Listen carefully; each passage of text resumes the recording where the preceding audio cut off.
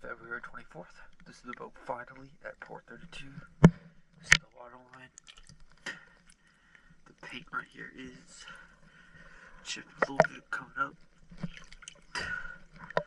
Here we go.